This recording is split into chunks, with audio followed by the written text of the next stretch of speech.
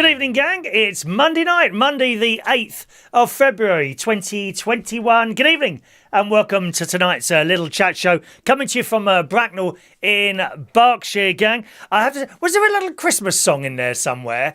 I'm sure I came in the room just at the, into our purpose-built television studios here in the heart of Royal Berkshire, unaffected by snow. Yeah. Just a few little flakes falling down here or there. Nothing to make sort of a carpet on the grass at all. No snow at all here. But I came up here and I thought, was that a Christmas song on there? Someone singing Christmas songs.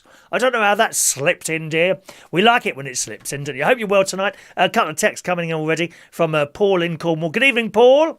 Good evening. Hope you have a good day. How was your show, Paul? Paul was on Reach on Air again earlier. And thanks so much to Jeff and Linda. Evening, you two. Hi, Chris. Our back garden after Storm Darcy dumped the snow in the last hour. So thanks so much for that, Jeff. Just to let you know, gang, I do have a little bit of a problem with the phone at the moment. And that is that. Can you see those lines going down there? And it's knackered. I dropped it, I think, even in Jason Hughes as well. I dropped it. It's been dropped several times onto the desk in front of me here. It just falls off the blooming shelf. So I have ordered a new one. I was going to get a second-hand one. But I must admit, I'm a bit funny buying second-hand stuff. I mean, I bought two new refurbished computers 2 years ago, and they're fantastic. Absolutely vast saving of money on a refurbished computer, although they did have the solid-state drives rather than the original hard drives in. But I'm a little bit funny buying electrical stuff, and I did see a couple of old iPhone 4 actually for sale, which would have done the job because these phones are only to receive texts. And in the end, I've ordered a new one from Amazon, and very, very kindly, Shania and Callum and Vectis clubbed together and sent me a little Amazon voucher for my birthday, which has actually paid for the phone. This phone was only 18 quid, brand new. All it does is it won't make calls, but it will receive texts. So that should be with us tomorrow. And it's going to be really old-fashioned. Doesn't do internet. No internet, so no pictures or anything like that. But it does do texts. So I'm hoping that will arrive tomorrow. Now, of course, one thing I didn't think about was going from iPhone to a bog-standard phone that only makes calls and receives texts. Am I not going to be able to transfer my very large list of names from the old phone to the new one? I bet I won't be able to do that. And another problem has come across. I put £10 on this so that I was able to text, okay? Basically, it's Maureen, actually. Maureen. I wanted to be able to send her the bingo numbers because she doesn't have internet. So the way around that is to be able to send it by text message, right? And I understood it was like a pay-as-you-go thing, so for every text, maybe, 20p or something like that, which was fine. But no, Vodafone have changed that. So I put £10 on, and now it says every time you use the phone, okay, it will cost you £1, and that's it for the day, so £1 a day. In actual fact, I know I understood that every time you use it, so make a call or send a text. Okay? Well, I only send one text on that on a Sunday night to Maureen. And here we are, not even 2 weeks later, the £10 has gone. It just says I've got £1 left. So I think what's happening is that every time you turn the damn phone on, bang, £1. And if you do that all month, well, that's 31 quid. That's cheaper that's almost twice as expensive as the cheapest contract. Well, that's no good, is it? So I may have to rethink that one. Also with the texts, a lot of people suggested, why don't you do text to PC? Okay, so when you text a message, it comes up in front of you on a computer. Bloody easier said than done, that is. Oh, Christ. The problem is, and nice people who want to help you, what happens is that you come out with, and it can be anything at all, whether it's like texting, as I just said to you there, a computer problem, something to do with your health. You're talking about it on the show, and immediately people start Googling this and then send you a link. They actually don't know what they're talking about. You know, they are trying to help you, but actually you end up with all these links and you go on there and think, well, that's not what I want. And then you look at something else and that's not what you want. And you look at something else and you think that's not going to work. Do you know what I mean? So I think in a way, the internet has allowed people who know sod all about anything to come out with suggestions. What you want is someone who knows what they're damn well talking about, not someone who Googles everything and then sends a link, because that's not the answer, unfortunately. And I had I spent a few hours yesterday actually looking at some way of doing iPhone to, text messages to PC. And if I remember rightly, you used to be able to do it. I seem to remember this. When I was on Orange, who are now EE, and you signed up to the website, you could actually send a text from the website rather than using your phone. Now, I don't know if you could receive them or not. That's a different thing. Now, bear in mind, I am not a large company. I'm not like the BBC, who would have people employed there who understand how to get messages on your PC. I mean, it would be so much better if it just flashed up in front of me. Plus, I could text Maureen by tapping keys rather than piss-arsing about, touch this thing. And of course, I've got fat fingers, so I have to check everything 3 times before I send it, because perish the thought I'd send her the wrong number. She'd blame me for doing it purposely. I know she would. So not very successful there. Anyway, so the new phone should arrive tomorrow at an immense cost of just £17, and I'll see if that works. If it works to receive messages, then all well and good, and I'll have to think of another way to send Maureen her bingo numbers. But we can't be paying a bloody £1 a day every time I switch the damn thing on. That's £31 a month. Isn't it? A lot of money. Hello to Fran Green. Evening, Fran. Evening, Clarice. Oh yes, the pineapples are back. The pineapples are back. This is one of my favourite jackets, gang. People actually like this one. The pineapples are back this evening. Hello, Clarissa, darling. Hello to Diane Jeb. Evening, Diane. Gary Ross. Evening, Gary. How are you feeling, darling, Gary? And how's your dad? I think it is you and your dad who's not too well at the moment. Don't know how your dad's doing at the moment. Very difficult time for all of us, isn't it? I know it's not the COVID thing, but nevertheless, a hospital stay is a hospital stay, whatever it is, isn't it? There, Gary. Hello to Lee Toby as well.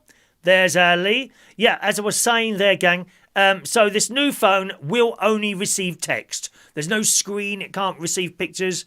But that's pretty pointless anyway, because we only use it to receive text. All right, my love. That's what's going on there. I just had, before, I have to say, I've only got one slice of birthday cake left. Isn't that dreadful? You know that birthday cake? There's one slice left. That's outrageous, isn't it? We got a weigh-in on Wednesday. Don't forget, it's a weigh. I very, very much doubt there's going to be a downtrend in my weight this week. Not going to happen, is it? There won't be a downtrend in my weight this week. I'm sure not. But it was a lovely cake. There's one slice left, and that will be eaten. That will be munched away directly after this show, while either watching the news at 10 being depressed on BBC One Colour, or what is it, Monday tonight? Oh, but it's not on the Hobbies tomorrow night, isn't it? So I don't know. Perhaps another couple of episodes of Cobra Kai, which I'm enjoying very much on Netflix. And thank you very much to Clarice for introducing me to that. I'm absolutely loving that. Hello to Mick Davenport, and George Bond is in the house as well, texting in there. If you're in the chat box or you're watching the show for the very first time, hello. Welcome along. There's a couple of ways to contact me. There is a chat box, but I don't go in the chat box at all. It's not in front of me. So if you're trying to send me a message on there, that won't work, I'm afraid. I can't see it. You need to text me. It's a free text, 07551 259 675. If you've got one of those packages, it's just a normal text number, not premium rate, okay? Just a normal UK text number, 07551 259 675. Or you can use the email, chris@unitedkingdomtalk.co.uk. chris@unitedkingdomtalk.co.uk. Mike Derham. Hello, Mike in Brighton. Says, good evening, Mr. Pineapple. Thank you very much. Good evening, Mr. Pineapple. Is there like a song with pineapples in it? Is there a pineapple song? I know there's the song with coconut. Coconut woman is very nice. Pineapples. I don't know if there's a pineapple. Pineapple song. Hello to Shania. Good evening, Shania. Hello to you. Rachel Wheatland's there. Rachel says, I use Tesco's. £10 a month gets me so much data. 5,000 texts. Tesco's mobile. Oh, that might do then. Tesco's mobile. Let's put that one on. Tesco mobile. Basically, I just want a SIM to put in this. I've still got the Vodafone one. It may be that the Vodafone one, although it runs out of money, will still allow you to receive text. Actually, that's a point. I think it probably will. Because really, at the end of the day, I don't like to change phone numbers. You know, even if it's just so much as a text or I really don't like to change phone numbers. If you're in sort of any business, whether it's the same stuff as I do, like a bit of entertainment stuff, or you're self-employed, probably one of the worst things you can do is change a phone number. Don't do it. It's like these people that they're endless YouTube or blooming Facebook accounts, because they keep either getting locked out or forgetting the password, and they set up another one. It's just endless. Christ, I mean, how many blooming accounts can you set up in 1 year? And eventually I get fed up adding them all the time, so I don't bother it. Hello to Mandy Davenport. Good evening, Mandy. Oh, Mandy. Hope you're well, darling. Mandy, well, that's Tesco's mobile. I've written that one down here. And we'll see how we go for that. But we'll definitely find a way of sending Maureen a text so we can keep the same number. A gadjo. What's a gadgio? I don't know what that is, a gaddio. What? You've just sent me one word there, Clarissa. What does that mean, my darling? Do let us know, my love. All right. Have we found out? We have found out that... Oh, I can't read it. As I say, there's lines on the screen and it's stopping me from seeing certain letters. We have found out that we are having a granddaughter. And then you put question marks. What? Why is there question marks? Are you not sure then? You put 2 question marks after that. I don't know why that is. Tony King, good evening. Can you sort out your number across to a new SIM? Yes, I think you need a pack code or something like that. That's a point, actually. Yeah, I forgot about that. Agadio, Chris, has Agadoo. Oh, I beg your pardon, Agadoo, not Acadio. Agadoo, do. Lost enough will shake your tree. Oh, yeah, of course it does, doesn't it? Of course it does. Good evening. Someone here. Let's have a look. I don't know who that is. There's no name on that one. Who finishes 77? Text your name so I know how you are, darling. Evening, Chris. Will you be tuning in to watch Gemma Collins on Piers Morgan's life story? Well, what could she possibly have to talk about? It just amazes me how anyone can be possibly interested in someone with absolutely no talent whatsoever. I don't need to. I have got my own Gemma Collins now, darlings. We've got this now. My sister, I don't know, it's my sister's idea of some sort of sick joke, I think, to send me that in the post for my birthday. That was my sister's birthday present. Shocking, isn't it, eh? That and a few biscuits. A great big box of biscuits she sent me. I think she thinks I look a bit too thin at the moment. Ah, look at this. My Gemma Collins. And we use that now on Sunday Night Bingo. Use it on Sunday Night Bingo when we do 2 fat, untalented, morbidly obese Gemma Collinses, 88. Don't mark that off, for Christ's sake, if you're doing that. Hello to Steve Murray. Hello, Steve. Good evening. Steve says Agadoo has pineapple in the lyrics. There we go. And thank you very much. Good evening to Maureen. There's Maureen. I used to be with Orange, now locked in to EE. She pays 15 pence per text. I don't get charged a daily rate. Yeah, I mean, that. To be honest, hello, 8:15 is 77. Thank you very much, 8:15. Welcome to the show, sir. Yes, Maureen, I may well do that. I don't know yet. The other thing is, it's all right here, where I am here in Bracknell, in a town, right? The other problem could be up at the caravan. I happen to know the EE signal up where the caravan is very bad or completely non-existent, where the caravan is. The only 2 ones there that seem to work are 3 and Vodafone, possibly O2. The EE one is practically non-existent up there. Funny, isn't it? You'd think they have the old country covered now with this stuff now. But I think Vodafone have pulled one there, you know? Every time I turned the phone on, I got a message saying, thank you, you have been charged £1 or something like that. You can now use your phone as much as you want in 24 hours. But I'm not sending anything. You see, I've just turned the damn thing on. It's outrageous, really. Absolutely outrageous. But anyway, there we are. Just for something to eat before I started the show tonight, I thought I'd have the last two scones. Pardon? No, they're scones, not scones. Scones, dear. Scones. Pay full attention. Scones, that's how you say it. Sorry to have to correct you. Scones, that's what they're called. And I popped them in the oven. I thought I'd just warm those through, and I came back up here. And as always happens, I forget the time. Right? I sit in here and I do various bits and bits. I'm always in this little hours I spend in here. I should, perhaps when I die, rather than be buried or cremated, I may just be placed in this room and have it sealed up like a tomb. Hey, that's it's not a bad idea, is it? Hey, I could just be placed in this room and have it sealed and have it as a tomb, and then adoring fans like yourself can lay little flowers outside the front door and things like that. I think that would be great, wouldn't you? Are you allowed to keep your house if you're dead? Well, is that allowed? Does the government allow that? Or does it have to be sold or given to someone else? Who's going to get my house? I think we might have a raffle. Perhaps I could get someone of importance in here to do a bingo one night, and that could be the main prize when I'm dead. So I would be in the background there, right, sort of not laying down, so we could tilt the coffin up like that so that you could see me and have a bingo game. Now, who could we get to do that? Nope. Absolutely not. No way. No way. No way. No. No. And whoever wins the bingo, would win the house. The only thing is, what if two people win? Because that does happen sometimes. How would we do that? Perhaps then we could have another raffle as well. I don't know.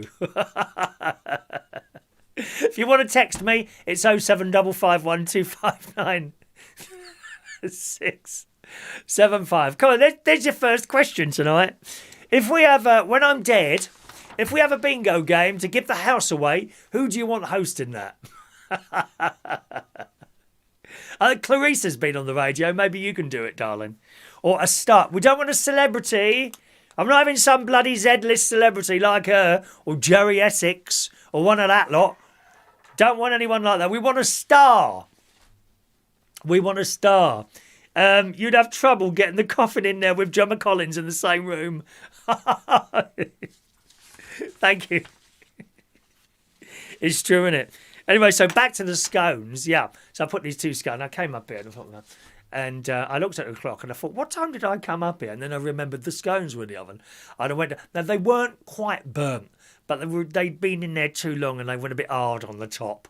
Scones are supposed to go in the oven for, I don't know, a gentle oven. Don't start turning it up to 200 degrees. I think mine was on about 150. It was too high. But they were a little bit hard on top, but it was still nice. And they came from my afternoon tea box that my nephew and his wife bought me for my birthday. And it absolutely delicious. I'm just going to push up my send signal at my volume a little bit to you because I noticed that's a bit low. So watch your ears. You might have to turn me down a bit. That does look a little bit low to me. There we go. That's a bit better. Yeah, excuse me. And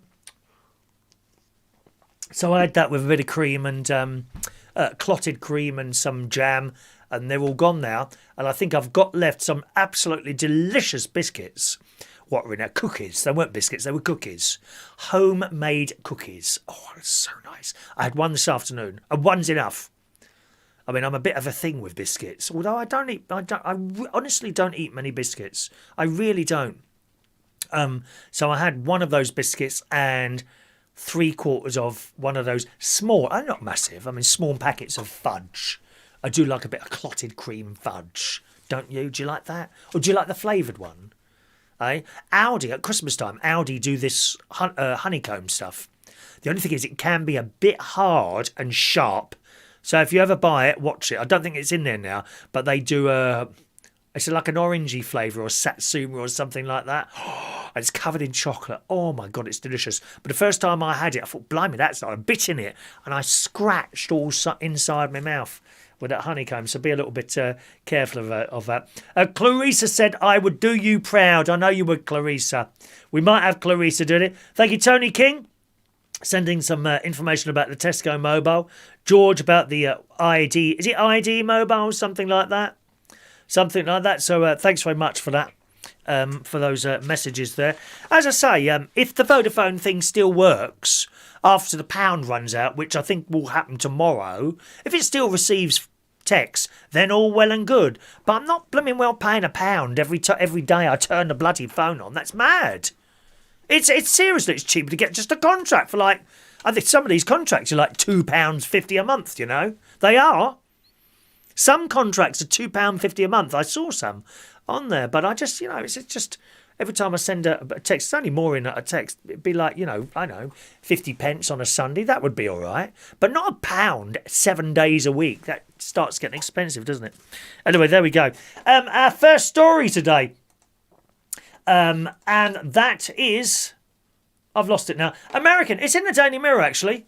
You saw the picture of the beans on toast. Do you like beans on toast? It's one of my favourite meals. Sometimes a bit of cheese on the top. Sometimes just beans on top. Sometimes I'll put a bit of that Liam Perrin sauce in and mix that up a little bit. That's quite nice in beans, but usually on their own. Hot buttered toast or one of those Italian bread things. Ciabattas, I think they're called. Stick them under the grill. Loads of butter on it and then beans. Oh my God, that is so delicious. I was brought up on Heinz baked beans. We had so many of them and I still have them now. At least 5 large tins of baked beans a week. When I say large ones, you know, that one. Because they do a little one, don't they? It's not enough, dear. They make me like... I always put these things up. You know, 3 portions. I don't think so, darling. You know, it's like those individual apple pies that I buy from the co-op sometimes, which I've stopped buying because the pastry on those really does my acid bad. The acid starts coming up within half an hour of having one of those. It must be something in the pastry, so I've stopped having one of those. But yeah, they do these individual apple pies over at the co-op. £1.25 they are. I mean, it must be a misprint because on the label it says family. But they look like individual ones to me. And it's the same with the baked beans. How anyone can eat just that tiny little tin of baked beans, I don't know. So I have one of those, and that will be poured over probably 2 slices of toast. Or French stick. One of the things when I was young and still at home with mum and dad, on a Saturday we would have like a tea. A Saturday tea, special Saturday tea. Every week it was the same. And Mum would sit down there with a salad and some sort of fish thing on there. Oof. Roll mop. We talked about this the other week, didn't we? Like a roll mop or sardines. Or what's the other thing she had? Pilchards. Oh, no. She'd quite happily sit there eating there and my dad would have... I don't know what Dad had. I think Dad would have something similar because I didn't like fish. So I would have Heinz beans and sausages on a piece of French stick. I'd sit on the floor and I'd have this like table, this like tray. I'd happily sit there. Mum would sit next to me. My sister... I don't know where my sister... I can't see my sister there somewhat for some reason. Where was my sister? Was she on the left or the right? I can't remember now. Anyway, so I'd sit on the floor and we'd all have that and like some cake and crisps and stuff like that. And that's what I'd have. Heinz beans and sausages on a piece of French stick, week in, week out. Oh, I loved it. And we always had beans. One of the things my mum did was beans in gravy. So you know you do gravy, right, in a saucepan. Oxo cube, tin of beans, mix it all up. A little bit of water. Fantastic. Have that as your vegetables in a meal, I suppose. Lovely. Do you like beans on toast? Do you? Is it your favourite meal? Do you think it's the best meal you could have? I think probably I'd go along those lines. Beans on toast. You can't go wrong. Why would you want to go, like, to McDonald's, which I do, to McDonald's and spend... It's about £7 each, isn't it? When you can just go and open a packet of bread, which you've paid less than £1 from if you've got it from Aldi, and a tin of beans, again, from Aldi if you want, 30 pence. Doesn't bother me what beans I have anymore. I used to be a terror for that. Oh, I would only eat Heinz beans. And I'd wait, can I see the can, please? And I'd know. I'd absolutely know, without even seeing the can, whether those beans were from Heinz or not. Can you tell the difference? Well, the Americans think it's weird. Yeah, in the Daily Mirror, it says, when it comes to life in the UK, we're quite set in our ways. I think we are really, aren't we? We love a Sunday roast. We are obsessed with queuing etiquette and think a cup of tea can improve almost any situation. Oh, it can, dear. Why do you think the teapot comes out at funerals? Everyone's dreary and miserable. The tea comes out. Everyone's happy again. Happy days. Depends on the tea, though. Don't buy the cheap crap. Never ever buy economy tea bags. Oh, Christ. It's like cat's piss. Oh, it's awful. You have to put about 200 tea bags in the... There's barely enough room for the water. You put 200 tea bags in a teacup, right?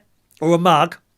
Economy tea bags. You put the water in, you leave it for 5 hours, take the tea bags out, and it's still like water. Never ever buy economy tea bags. I'm a PG Tips man myself at the moment. Loose leaf tea I've got, which I order from Amazon. It's about £10 for a great big bag. Lasts months, dear, months. The story in the Daily Mirror carries on. A cup of tea can improve any situation. And it says, for us, that's all pretty standard. But it seems for others, it's all very peculiar. Some old bag in America named Jessica Rose. Write that name down. Take her name, everyone. I think Priti Patel needs to go and have a word with this old piece of baggage. I really do, my love. She ain't going to muck around with these people. Priti Patel. She is the new British Lion. Ah. I love the way she came in to do when she did that. The afternoon briefing. She stamps her feet and slammed these papers down onto that desk before she gave us all a talking to. I wonder how many of the blokes fancy her. I think it's quite a lot. I've got a thing for her as well, and I think it's like. It's like she's in charge and we like it. Well, I like it. I like it very much. Is it like, do any of the blokes watching the show today, do you fancy Priti Patel? Has she got something there? And it could be a looks or it could be something else.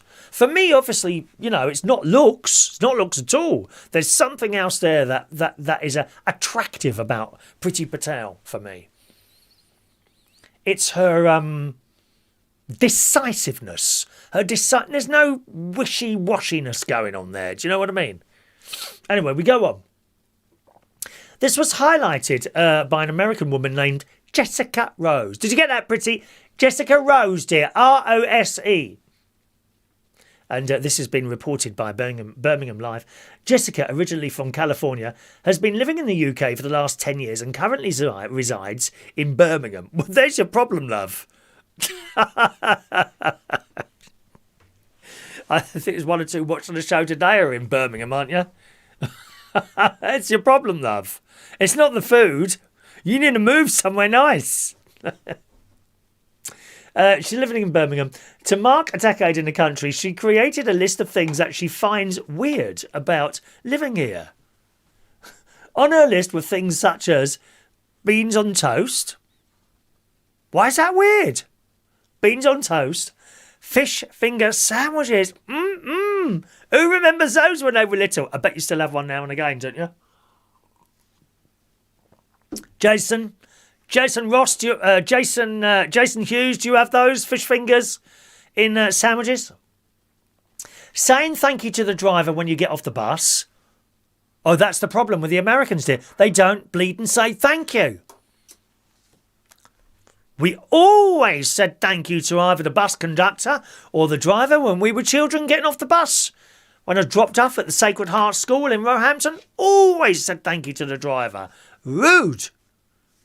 Why is that unusual to say thank you for someone doing a service to us? And she also takes issue with our beaches. Oh, really? One tweet, she's been tweeting about this. Oh, I'm sure there's thousands of people reading your tweets, darling. Probably more people reading your tweets than ever will see this show. Please, she says, why beans on toast? There are so many other lazy foods that are actually good. Why is this a thing? Well, because beans on toast are very good for you. Whereas burgers and chips is what you lot eat all the time. Make you fat and obese, as I can see from your picture, dear. Bitch. British beaches. British beaches are often just banks of sharp stones by the water, and people here excitedly go to them on purpose, she continued. What, in Birmingham? I bet who's that Birmingham bloke? Who's that mayor there? Oh, he's a pain in the arse and all, isn't he? Was it Burnham? He's weird, isn't he? He looks like he's come from another planet, doesn't he? When you get there, you can buy disappointing candy sticks called Rock. Why are they disappointing? They're lovely. Have you never sucked hard on a big rock? I said that with an R. What's wrong with you, woman? You got some sort of serious mental disability going on there? And seagulls will fight you. Well, yeah, I'll go along with you about the seagulls, but it's all part of the fun to going to the beach. We don't want to go somewhere bland. You know, the beach in Miami, where everyone's been down the gym and looks the same and they've all got gorgeous bodies. And the blokes are in little shorts and you can see their bums where it's all tight around and their bodies are nice. No, I'd rather be on Bognor Regis and seeing the people on there. The blokes in there playing football with their fat guts.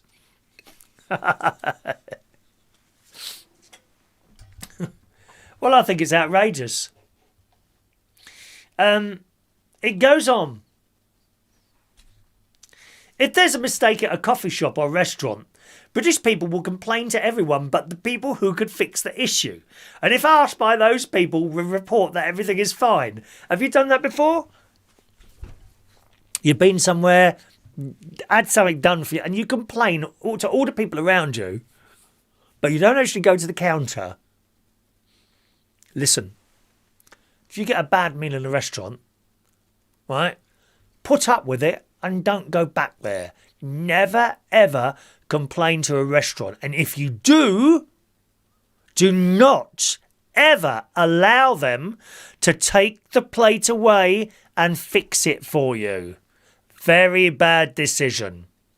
Terrible things can happen to people's food in restaurants. Very bad decision. Not that there's anywhere open at the moment. It's shocking, isn't it?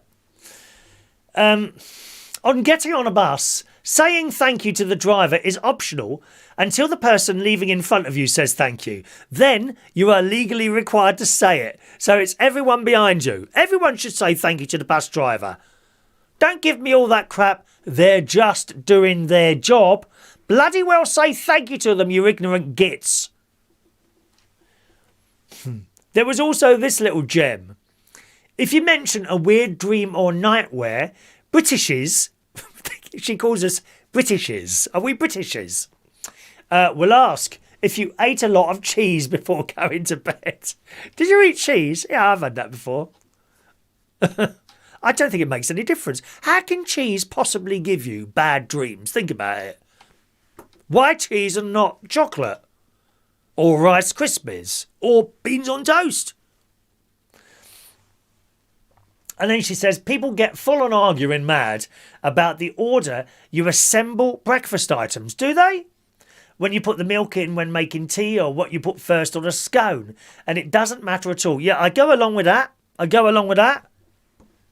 What does it make? Now, I've just had 2 scones, as I told you. Out of the oven came the scone, on went the cream, and on went the jam. Just like butter and jam. Cream and jam. What blooming difference does it make? The order of those 2 items you put on the scone is beyond me. And you've seen... I mean, that's made the newspapers, doesn't it? When the newspapers can't find any decent stories, which is most of the time, to be honest, we either get Gemma Collins on the front bleating page, or something like there's been a big row about what you should put on scones first. Cream or jam. I mean, what bleeding difference does that make? Answer, none. Makes no difference at all. It's just these people who think they know all about everything, doesn't it? Eh? Like that old piece of baggage in the... what was it, that council chambers the other day, all having a row, weren't they? Where was that? I can't remember where that was now.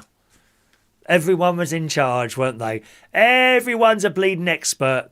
Never ever put a question on Facebook. You will get kind, don't get me wrong, right? Kind people who make suggestions. Except there will be 100 suggestions, all suggesting something completely different. You're better off to make up your own mind. Or seek out an expert. An expert. I, of course, am an expert in all things. If you need know anything about anything, just ask me. But it's £5 for that. It's a £5 question, that one. All right, darlings. Okay. So there we are. I mean, I don't know what your favourite dinner is. What's your favourite dinner? Maureen says, I buy those co-op apple pies. I have a slice after dinner. Oh, I can't. A slice? Oh, you have to have the whole thing, Maureen, dear. I'm lying to you, really, to be honest, Maureen. One of those apple pies used to last three sittings, so I'd have it in thirds. And that's the truth, Maureen. All right, love. She likes Branston baked beans. Yes, they're my favourite as well. You can't always get them, can you? You can't always get Branston baked beans. When I'm up at the caravan, there's a shop called the Tin Shop. And it has all cheap stuff, including out-of-date items in cans, which are usually no longer than a year out of date. And I buy shed loads of baked beans from there. I mean, cases of them. Usually my nephew Gary goes up there and he'll ring me up. Oh, they've got beans in. Do you want some? And I'll say yes. I do buy them. When I buy beans, it'll be like a couple of trays full of them. You know, like 20 cans or something like that. And that lasts me probably just about, maybe under a month, really.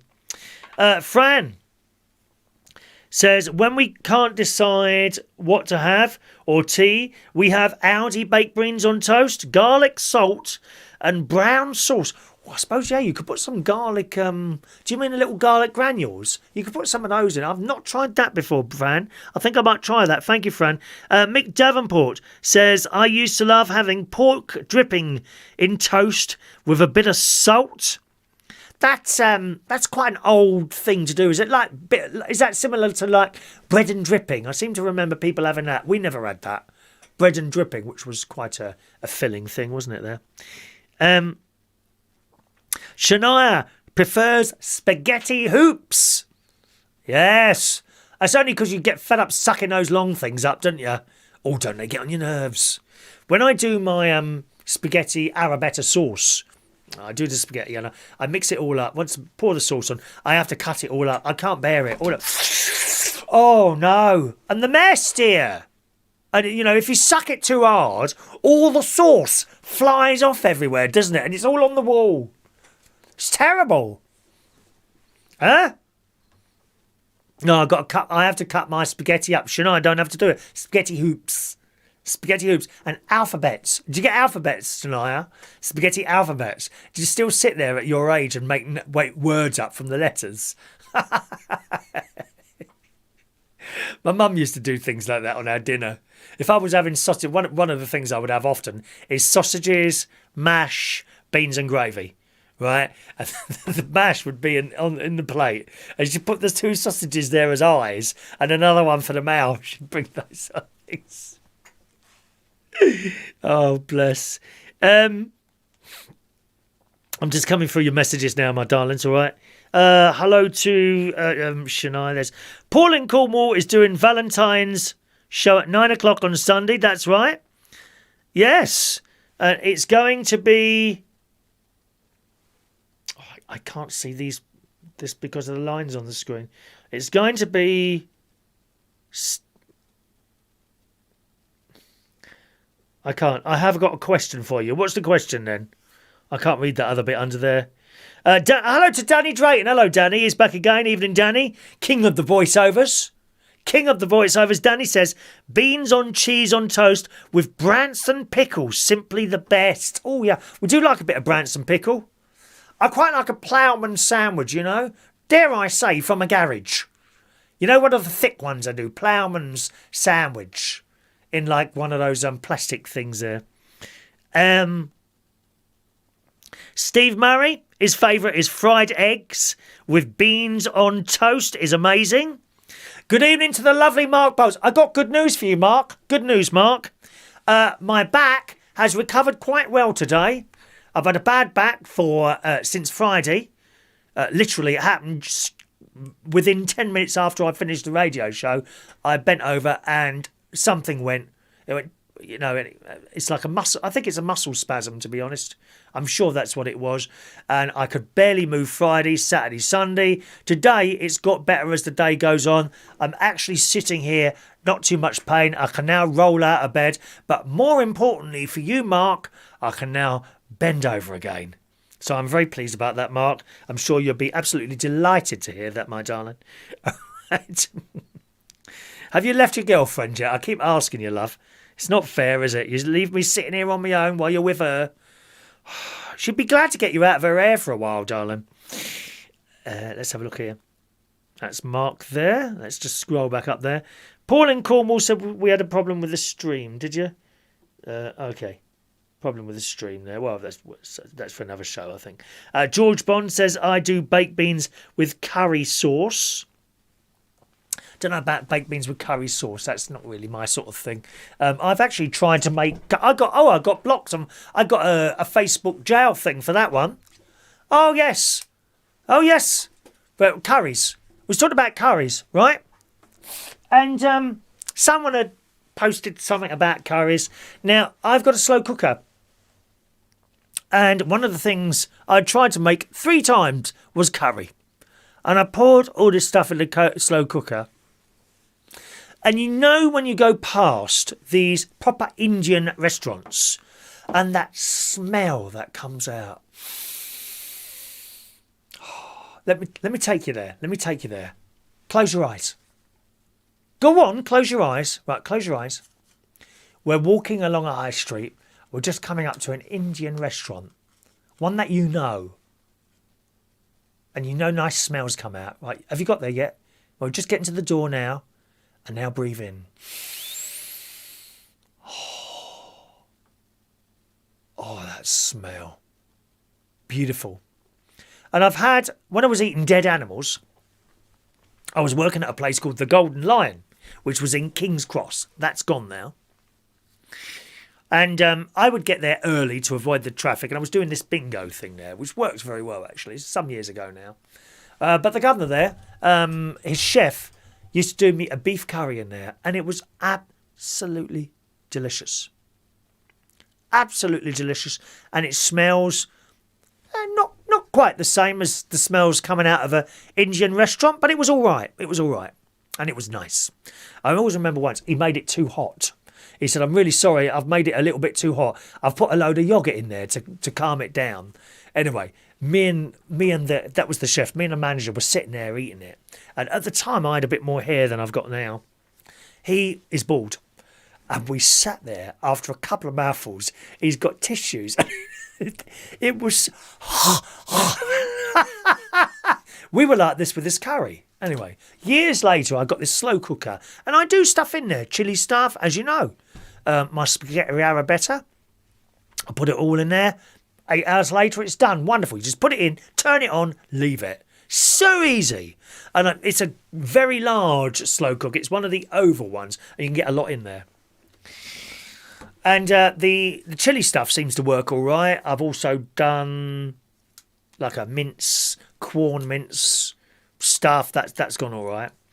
But the one thing I'm not able to do is curries, right? 3 times I've tried. And you know, because of course, in a slow cooker, the smell doesn't start immediately, right? It's a few hours later. So if you're doing it overnight, okay, you put it on, that's it. You wake up, say if you put it on at 11 o'clock, you wake up 3 or 4 in the morning to go to wee, right? You get up and the smell's coming up the stairs. That don't smell right. Don't smell right. And on all 3 occasions, this curry has just ended up stinking. It's just the wrong smell. I'm pretty sure one of the things I'm doing is putting too much cumin in. Now that's not I don't like the smell of cumin. Not really. Don't like that smell. So I'm clearly doing something wrong. Anyway, so someone put on Facebook about curry or something like that. So I told them this story, perhaps not in such a long way, to fit into the little box. And at the end of it, all I put was, I need to go in one of these Indian restaurants and ask one of the boys in there how to do it properly. All right?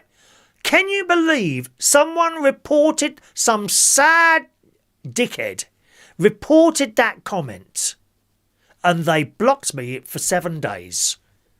They said it was, I can't remember what it was now. Now, I know you can't see anything wrong with that comment either, no. This is the problem with the technological companies, right? They decide something, that's it. You've got no comeback. You've got no comeback at all. You can file a little report, no one bleeding reads that. Has anyone actually been reinstated after they've complained to Facebook or YouTube or Twitter or anyone like that about being blocked for an hour, 12 hours, 24 hours, 7 days, a month? Has anyone had them come back and say, yes, you're right, we're sorry, you're back on again? No. And this is the big problem with technology. That was all I put. I need to go into a restaurant and ask one of the Indian boys how to do it properly. What's wrong with that? Bleeding lefty scum, ain't they? Lefty scum, dear, that's what I call them. Let's read some of your messages then. Clarissa, steak and mushrooms. Is that what you have, darling? Steak and mushrooms? I'll tell you what I do like, Clarissa. A mushroom pie. Do you like that? Oh, delicious. Mushroom pies. They do them in Marks and Spencer's. Bit dear in there. About £3 for one of those. But they're very nice. Mushroom pies. Mark says, I'm working on it. He says, bending over. I'm sure you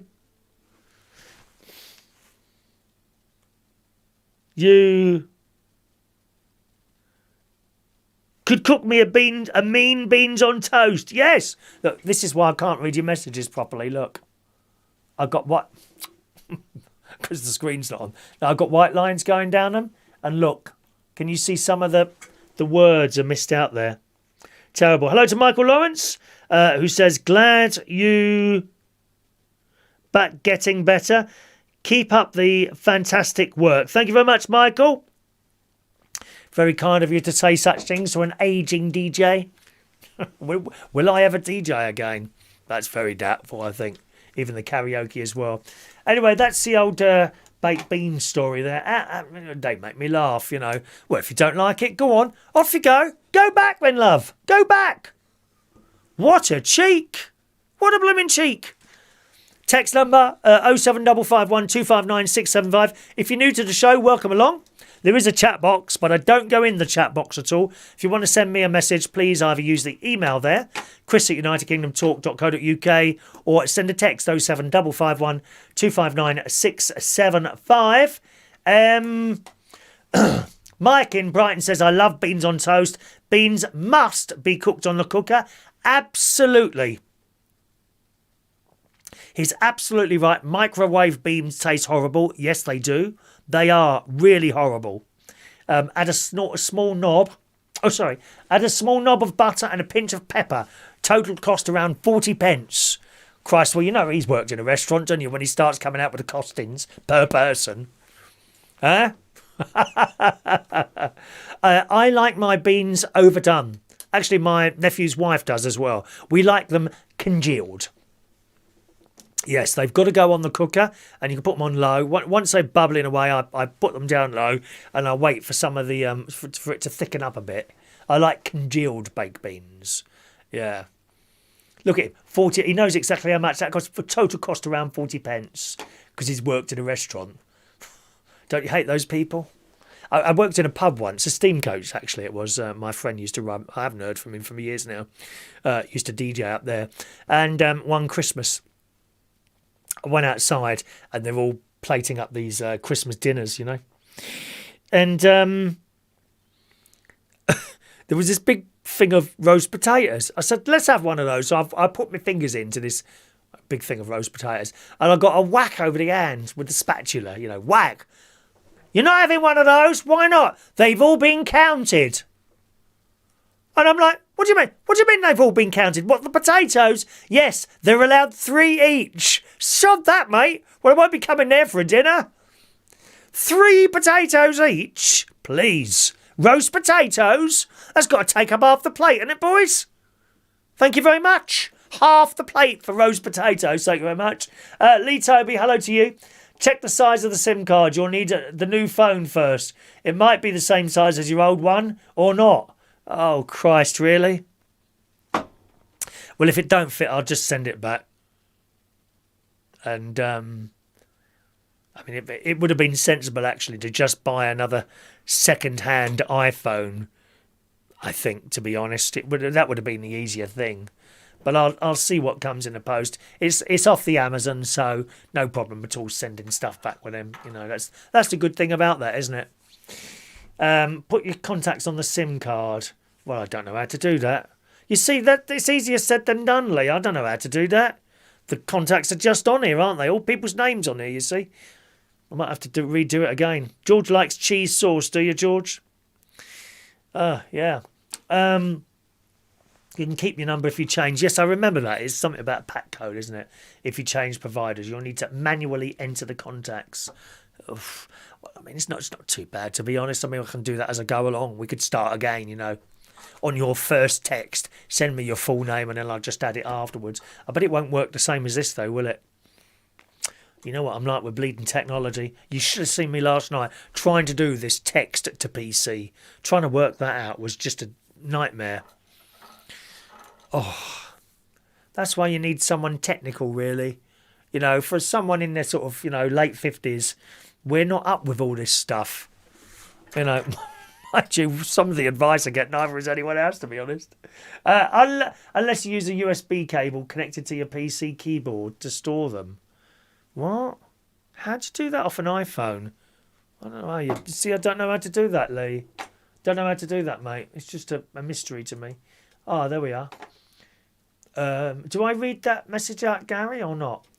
Is that a private thing? Do let us know, Gary. It's up to you. Rachel wants to know, is that your nationwide game next to your side? Yes.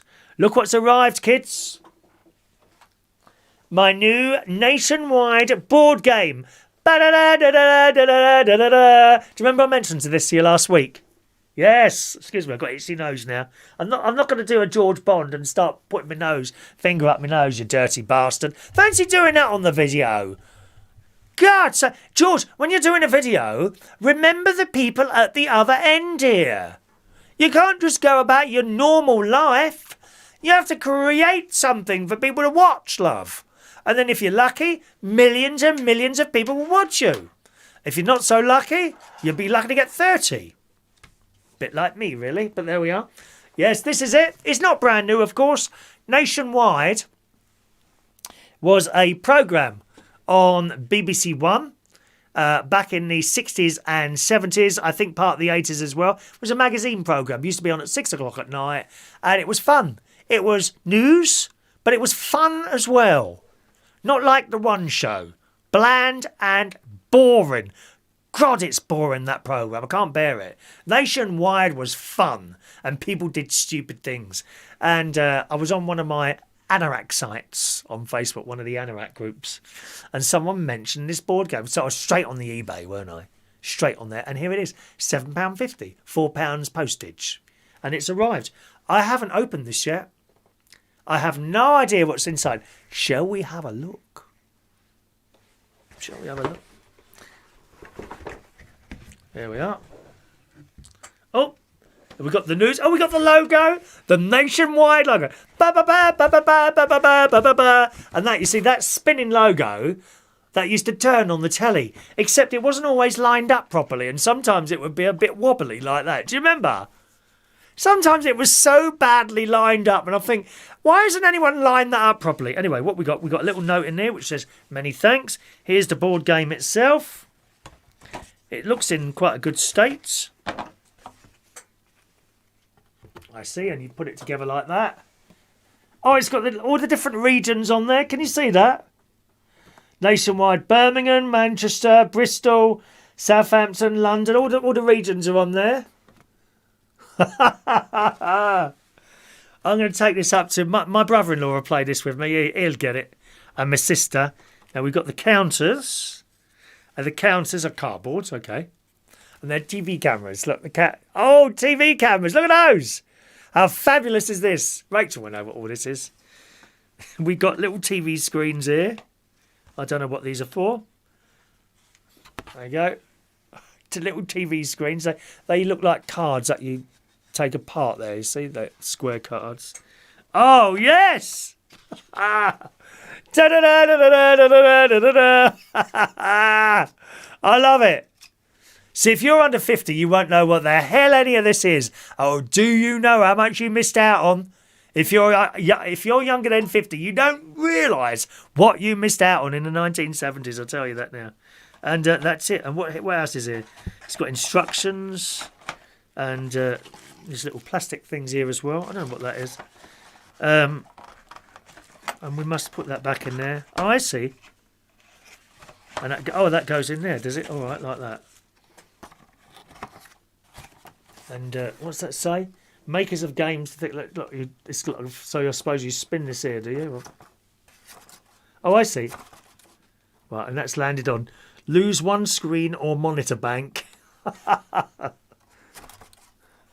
3. What does that mean, 3? I don't know what that means.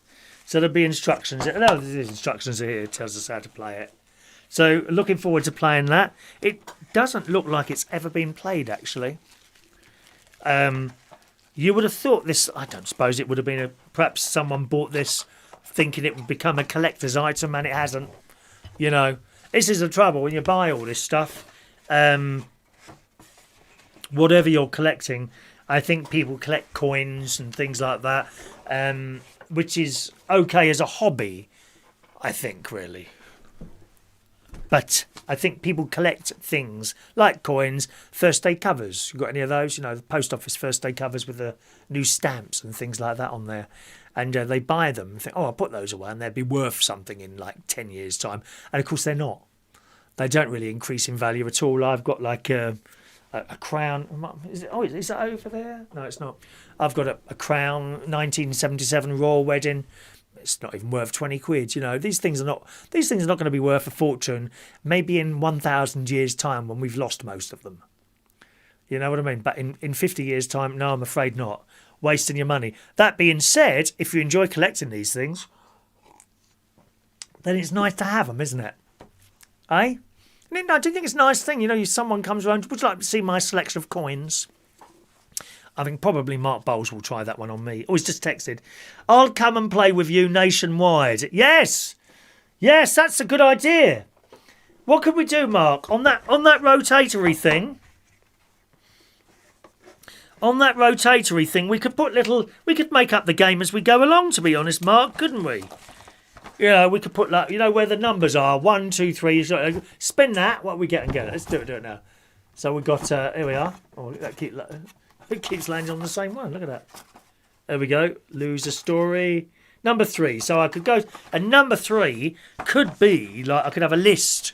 That could be the next position we try. You know. Oh, I'm so rude, aren't I, darling? I don't know how I'm getting away with this. Do you know how I get away with this? No Ofcom here, mate. No Ofcom here. Ofcom. Oof, dear. Totally and utterly ruined radio and television. It's them who come out with all this woke crap, you know. Woke this and woke that. Interestingly enough, on a different subject, talking of woke problems, they're trying to launch a new news channel here in this country called, I think it's going to be called UK News or GB News. It's from one of the old BBC blokes, political bloke, and he's big. Not the one that's on Sunday. He was on there and he left. Andrew Marr. Is that the one? I don't know. I can't remember his name now. And he's trying to do that bleeding David Lammy or whatever his name is.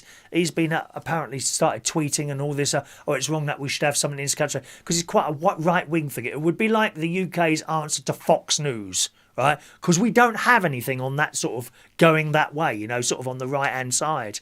But they're all trying to stop it. Ofcom are get involved and it'll be fouled before it even starts.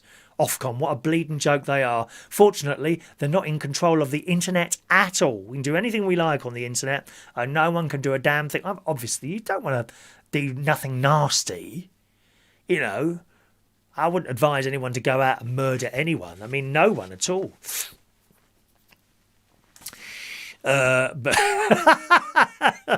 or anything like that. Oh, you know, I wouldn't say to like you to go out and be horrible to this person or that horrible. I wouldn't do that. Just wouldn't do that. But actually, I could probably sit here and do that and nothing would happen. You know, no regulation on the internet, sunshine. That's where it all is, on the internet. Michael Lawrence, there's our Michael, who says if you're looking for a new phone, try Samsung second-hand phone online. Thank you. Where else? Rachel said it looks good. You'll have to make a video of you playing with it. Pardon, Rachel? Well, I'm surprised at something like that coming out of your mouth, dear. A video of me playing with it? I mean, if you want my OnlyFans account, I can give that to you now, but it's £10 a month. I don't do anything like that for free, dear. And it's, you know, some people are such dark horses, aren't they?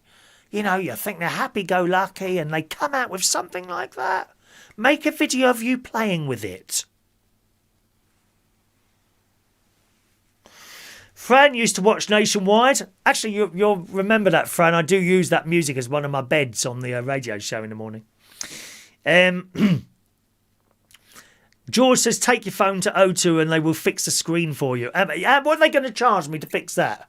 That's the thing, you see.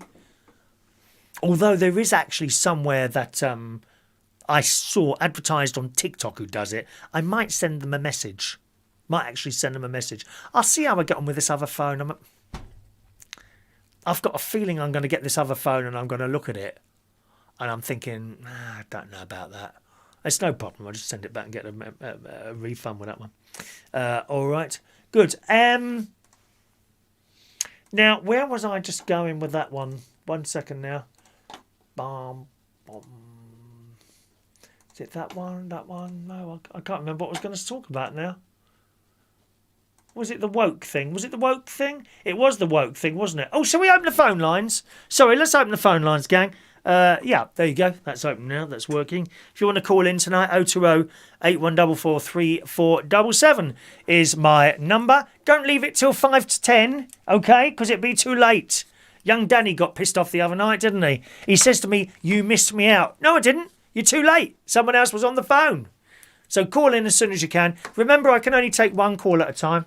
I always take the first one that pops up. If there's someone on the phone, I can't take your call. It will just ring and go to answer phone, all right? So that's how it works there. And once again, if you're new to the show, I don't go into the chat box at all. If you need to send me a message, please use the text there or the email, or you can call in 020 8144 3477. Now, talking of the old woke, all these stupid messages telling us that the next programme may contain some bad language that might offend someone. Oh, please. There has never been a time when there's been stuff on the telly that doesn't offend someone. Why are you all bleeding snowflakes? Just turn the thing off.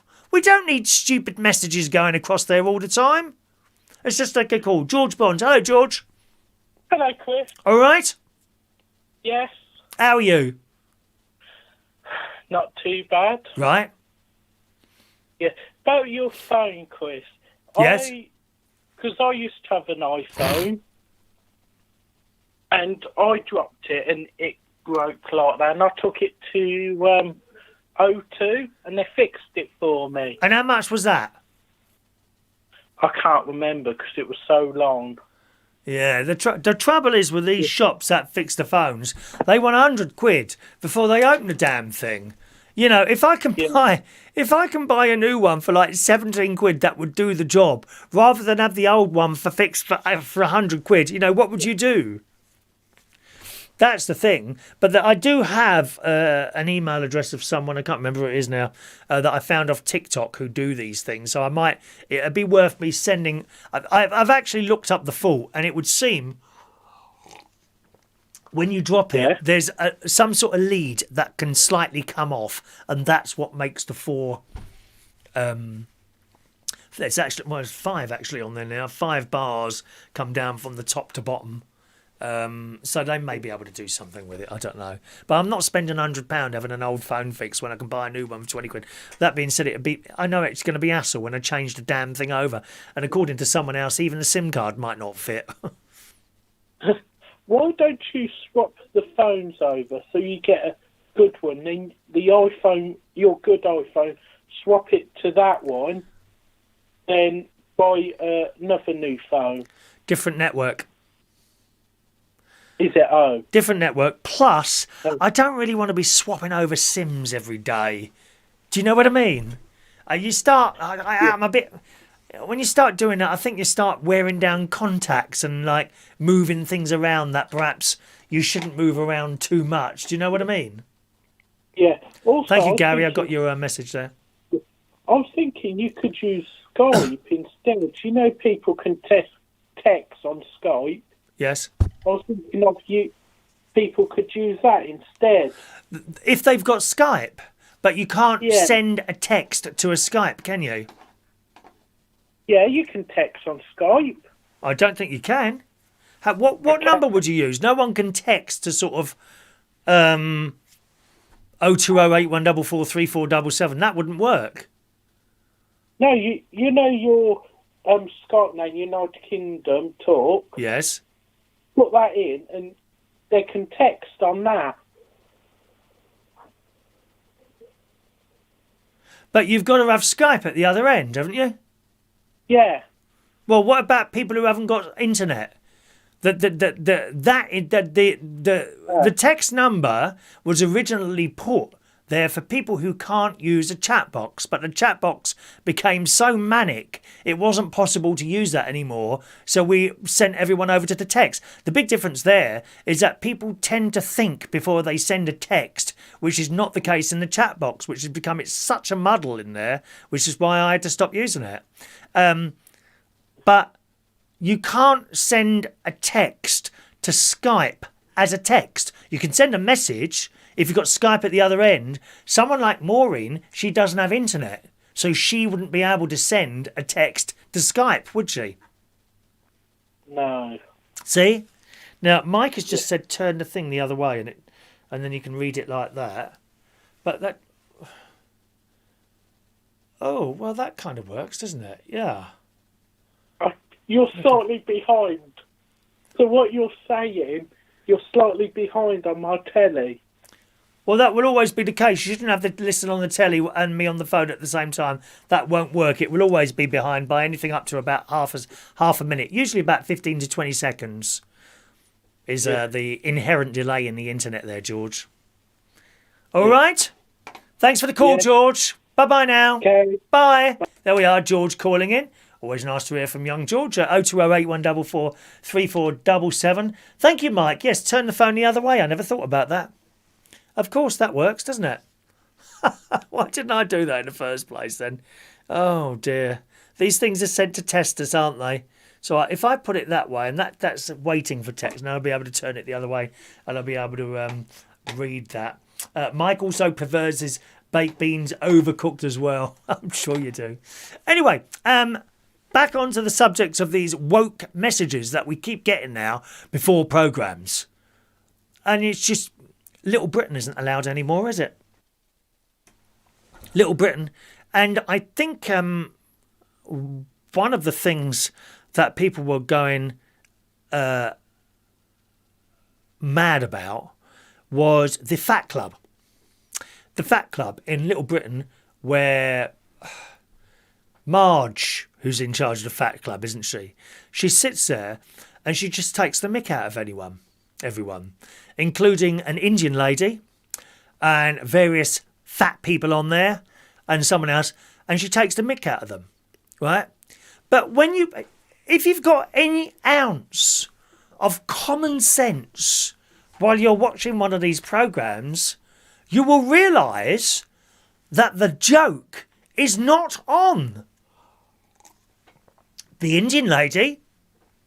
The joke is on the fat old cow, Marge, dishing out the stuff. And basically, this Indian lady keeps speaking to her, and she speaks very good English. Slight accent, of course. And Marge pretends that she doesn't understand her. She goes, sorry, like that. And it's hilarious.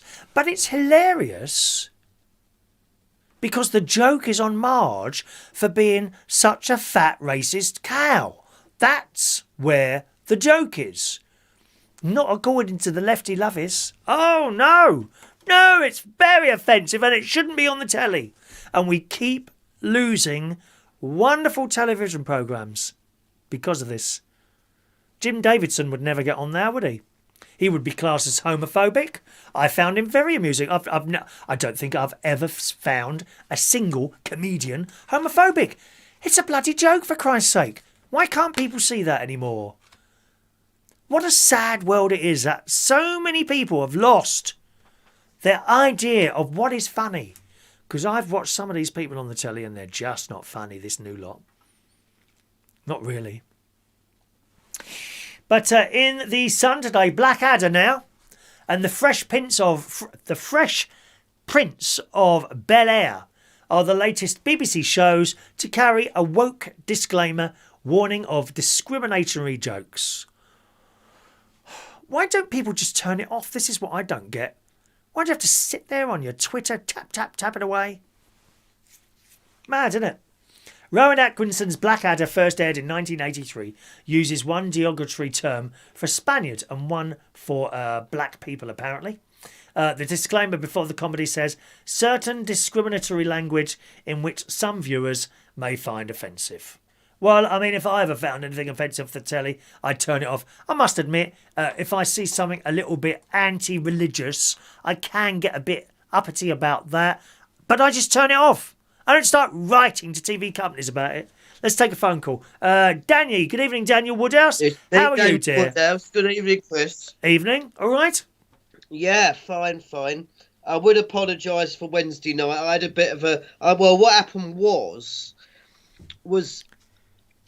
I'd been... Because you remember that night you was doing about impressions? Yes. Mostly birdie impressions. And I thought, well, I can't do birdie impressions. What else can I do? I thought, I know. I can do Min and Henry Crun off the Goon Show.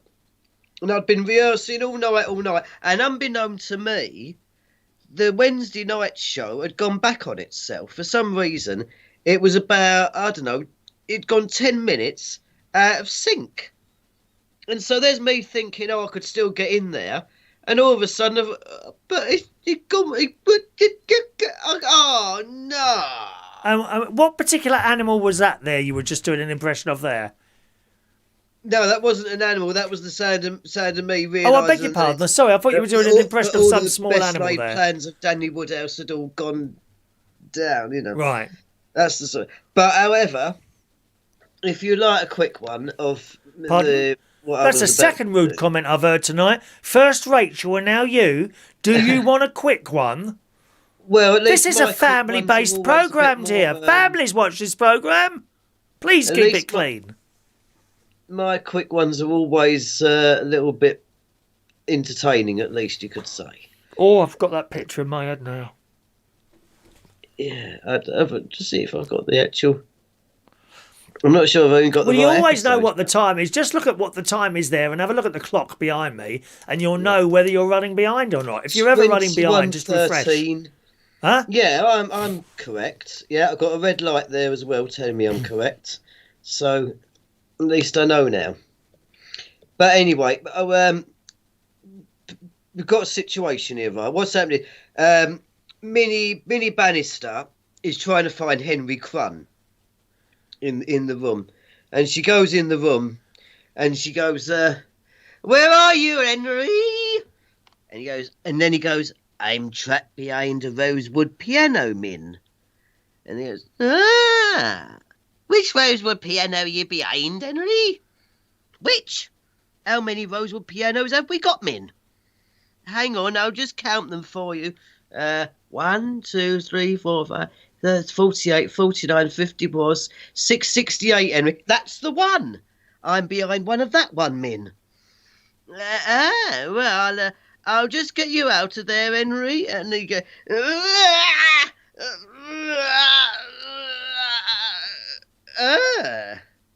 "You're not behind this piano, Henry. You'd better find me soon. You better find me," and so on like that. That's more or less the best of it as I can remember it. What was that? Well, that was the. Well, I know the Goon Show is a little bit beyond. Oh, it's the Goon Show, is it? Is it something? Yes. Oh, is that a Radio 4 thing? Is it? It does what? BBC Radio 4, is it that thing? Well, yeah, it would be now. Yeah, in the old days, it was the home service or the light program. Oh, was it? Oh, it's a comedy, is it? Is that what you were doing? A sketch from that. I wonder what the hell was going on there. I wonder what was going on in your house then, to be honest. Well, if you wanted a quick one and that going on there, I don't know what sort of place you're keeping there, dear. I should be able to have a word with your mother, I think. Well, she's downstairs at the moment watching one of those policing documentaries. Oh, I thought she was a regular viewer to my show now. Very disappointing. Well, she's a strange one because she always picks up with I come round there, I go, "Oh, Mum, it's a Chris Reardon show tonight," and then she go, "Oh," she always moans about it at first, but then eventually she goes, "Oh, well, put it on then." So I put it, and then she likes it. Oh, well, I don't know. Well, your mum and George Bond's nan, she don't like me either. Yeah, I think it's perhaps it's a bit of an age thing, really. Yeah, but I expect so. Yeah. And anyway, what I thought would have been nice was if we could actually have us callers could have played your nationwide ball game tonight. But I suppose you're just not, you don't even know the rules of it. Actually. Well, I don't know the rules of it at all. We could actually have a little game of Scrabble or something. The trouble is you're limited with the amount of people, I mean, obviously, I don't know how many people we got today, probably about 25, 25 people perhaps watching, of which only maybe 4 would be able to play this, But that being said, if we had 4 people playing it, and I'm sure the other 16 would be happy to watch. In actual fact, Daniel, if you look, I don't know if it's on YouTube. It might have been on Facebook Live. But me and my mate, about 4 or 5 years ago, we set up a game. I think it was Kaplunk. And we played it. We put the camera on and all we did was play the game. And the way we talked to each other and all that. And it worked. I then went out and purchased a load of other board games. Mousetrap was one of them. Snakes and Ladders. There was Ludo. And we literally just set up a camera some nights and played what was going. And people enjoyed watching that. That's what it is to me, doing something that other people can enjoy watching, like that sort of creative sort of thing that I've got going on. Well, what I have actually got is a game that we can actually play right now. A game that everyone knows from their childhood. Because you all had it in both red and blue. It's Vincent Price, Hangman. Oh, is it Hangman, is it? Yes, yeah, with the actual proper letter pieces and the wheel that goes around with the different symbols on it. It sounds like you're getting it out of a bag right now. I have actually got it in my hand as we speak. Really? Just trying to find the vital I wonder what people do when they're watching this show, to be honest. Yeah, well, why do they never put a bloody one of them in it? Yes. They never got anything to hold the letter straight in here. They always... there, that might be what I need. Right. And then that one. And just need and the other one, the one that I can't mention. Right. Going to say hello to Christina tonight. She's just texted in. Thank you, Maureen. And Lee there, making suggestions there. Thank you very much, Lee. Yeah, I might well do that. Thank you, Lee. Carry on. What we doing now? Playing Hangman? Well, this wasn't on my list of things to do. See, I put the letters up there in reverse order. Yeah. So there I go. And then that one. Right. That. Oh, I've just found a setting on my chair. So, oh, that's good. Oh, wow. I've just found a new setting. I've had this chair for years, and I found a setting so that I can go backwards and forwards. How fabulous is that?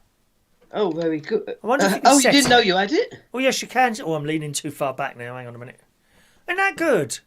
Yes, it must be. Oh, there, I've got them all now. So have you got a pen and paper there? I've got a pen and paper, yes. Close the door then. Close the door. Oh, shut up about them. Trying to... How can I... Right. He said speak up. Who said that? Well, we'll just play one game because I don't want people to get bored. Yes. Right, have you got the pen and paper You know what they're like? Once they get bored, they go to another inferior channel, dear, or something like that. Yeah. And Alex Belfields isn't on tonight. Oh, I saw... What was he going on about? I saw him today. Yes, that's who was going on about the UK news. Well, you know what I talked about earlier? Is it GB News or UK News? Something like that. That new channel they're trying to set up. Should be on soon, actually. Let's have a look. GB News. Was it GB News? Oh, yes, here we go. We've got an advertising boycott already. Oh, it's a joke, isn't it? You see? That'd be that David Lammy idiot. Right. They've got to get that on. They've got to get that on. It goes from 0 to 11 round the wheel, okay? So that's how many guesses you've got. Well, how long does this game take? Because we're only on... all we've got to do is call me a letter. Okay, you're a letter. Yes. I knew it. I'm glad I'm that. You need a letter from me, do you? Yes, please. Okay, B. B for brother. No. So that's... Hang on a minute. What are we doing? What are we doing? Hangman. Well, you haven't given me a clue yet. What are we guessing? Well, you're guessing an 8-letter word. Yes. That is more sort of associated with living. Let's say that's your clue word. Living.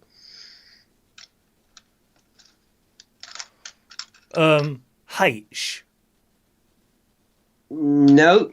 2 down, 10 to go. S for sugar. Yeah, S, that is in position 3. You said 8 letters, didn't you? Yeah, so it's in position 3. Is everyone playing along with this? Okay. So we've got a 8-letter word here, which and B and H have already gone. S is a letter. Third letter along is S. So play along with this, gang, and if you think you know what the name is, let us know, all right? Oh, by the way, Mike wants to know, have you had your smoke alarm fixed? I still can't find the number for getting the maintenance boys. Well, we can't hear it bleeping. That's because I'm at my mum's. Oh, right, we did wonder.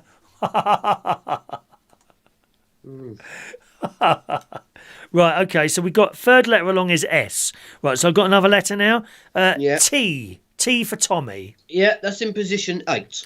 1, 2, 3, 4, 5, 6, 7, 8. Okay. Are you playing along with this, gang? Let me just keep people up to scratch. It's 8 letters. The subject is living. The third letter is S for sugar. The last letter, the 8th letter, is T for Tommy. Okay. Right, let's do W. No, that's 3 down, 9 to go. Okay. Let's do E. Yeah, there's 2 E's. Oh. Position 2 Ooh. and position 6. 3, 4, 5, 6. Right.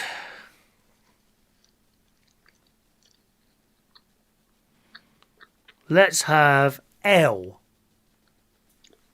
No, so it's another one gone.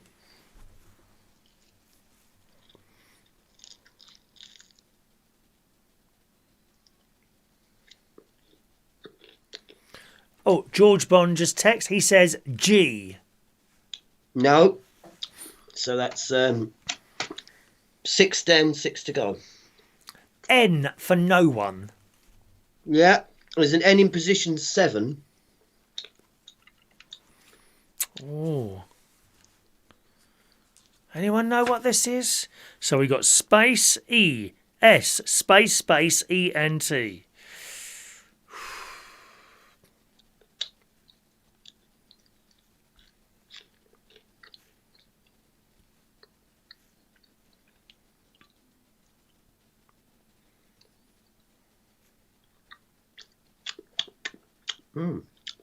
Will you not eat while we're doing this show, please? I'm having my taters. Oh, I don't know. D for dog. Yeah, D is 1, 2, 3, 4. Position 5.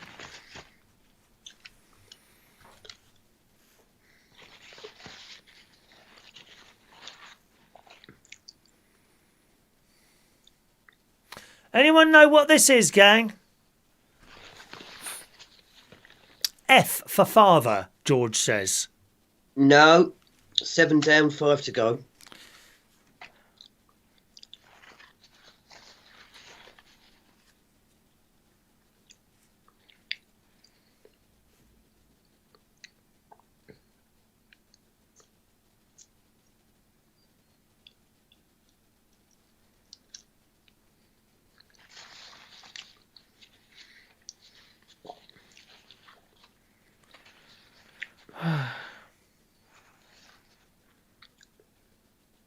P for Peter?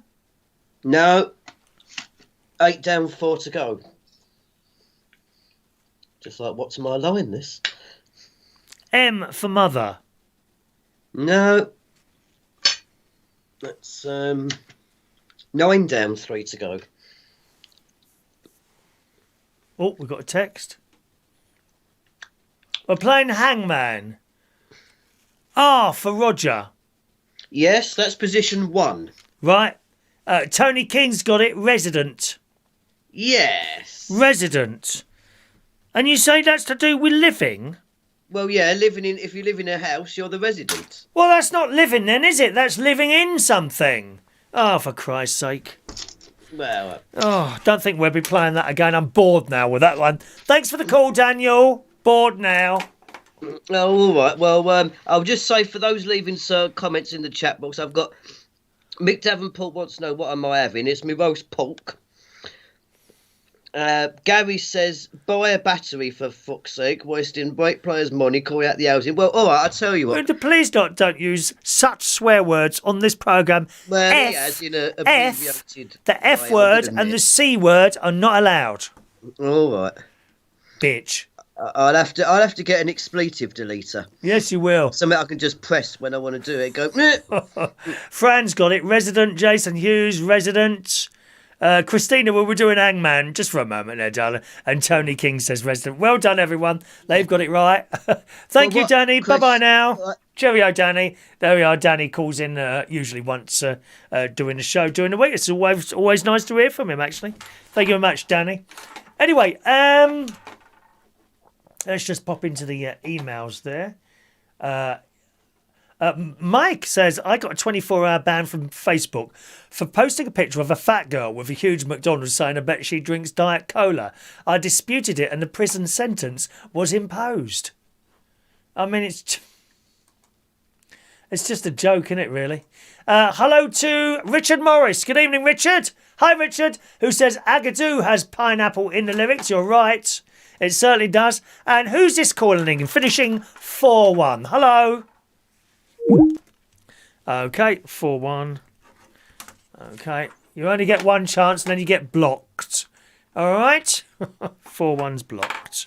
Whoever that was, you're now blocked from the lines. Just a reminder, gang, you must send your phone number in when you're calling in. If you, because I don't answer anything that says number withheld. If you're calling and just hang up, you get blocked straight away. All right, because it just gets silly otherwise. Good. Excellent. Now, what else have we got here? Snow. How's the snow doing where you are? Anyone get snow? A few of you kindly sent in pictures of the. I should have put them on the system actually. The various different snow things that came up, which is very kind of you. Thank you very much for sending them in. I should have put them on the system, but we've been told not to travel. Possible 12-foot snow drifts are blocking major roads, and medics warn a -10 polar plunge could cause heart attacks. Now, as you know, I do like to go out walking. I haven't been walking now since Thursday, and I feel so unfit, I can't tell you. It's funny, really, isn't it? And months and months I've been walking about 5 miles a day, between 5 and 8 miles a day. And for 4 days, Friday, Saturday, Sunday, Monday. Tomorrow, I think I'm going to be able to move around tomorrow. Those of you that are waiting for parcels, I did say I'll probably post them by Thursday. I reckon I'm going to be able to do that tomorrow because I'm moving around a lot better now. Oh, incidentally, the thing that helped with the... Okay. All right, Danny. Hang on a minute. Just a second, Danny. I'll just unblock that for you. Fair enough. That was Danny trying to call in. All right, Danny, when you're ready, I'll take your call. If you want to call in there. Yeah, the one thing that helped was the hot water bottle. One or two of you suggested a hot water bottle behind me, and indeed that's what I did. I've also got this rub-on sort of gel stuff. Oh, it's blooming cold, that is, when you put it on. You ever put that stuff on your back? I think it might, in future, it might be advisable to first place it in some warm water or hot water. Oh, mind you, actually, it might make it a bit too runny then, mightn't it? That's the only thing to do there. All right. Okay, let's try this call now. That should work now. Hello, Danny. Unblocked. How you doing? Thank you. Danny Drayton. Now, check this bloke's voice out. He's got a lot of people asking him to do voiceovers, haven't you, Danny? A lot of voiceovers, yeah. How are you? What are we chatting about? This is Danny Drayton from Reach On Air. You may have heard his TikTok programme and the Not On Hospital Radio programme. What's your next one then? What's next? You do specials, don't you? I'm doing a decades show this Friday. Right. What yeah, is 80s. Is it a particular decade or many decades? Yeah, the 80s. The 80s. Oh, yeah. Okay, very popular time, isn't it? In the 80s. What I was calling you about was your predicament with your phone. You can get a text-to-screen line, so you haven't got to have a phone. You just have they can just text it and it comes up on a computer screen. This is what I was looking at last night, and I had various people send me links and this, that and the other. I couldn't make head or tail of it. It does appear that you can do it from an Android phone, but this is an Apple phone, you see. Yeah, I'm an Apple user myself. It's an iPhone. Have you personally done it? On a previous radio station, yes. Would you know how to set that up? I could find out for you and let you know.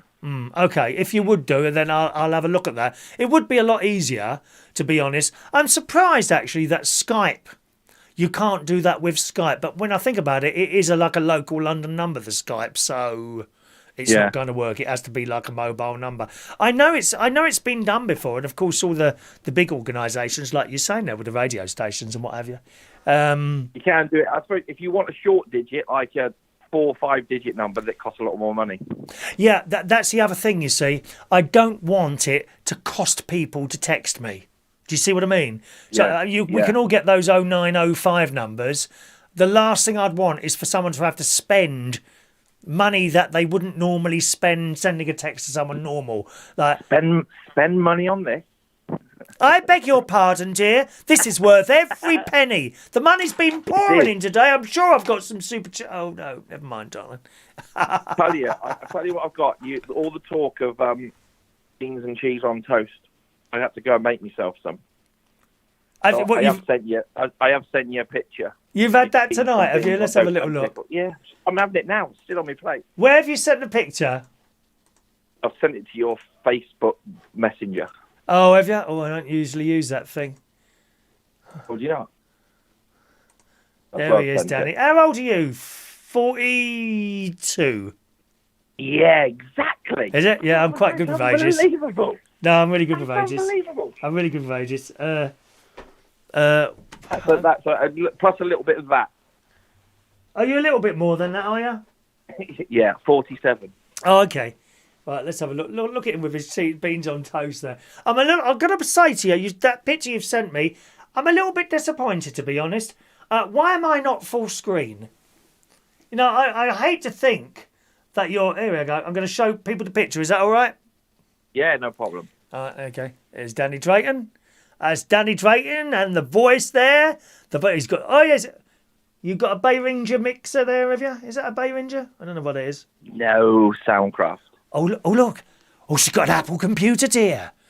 Oh, an Apple computer. There's no box with that, is there? No. It's all in the screen. Oh, how the other half live.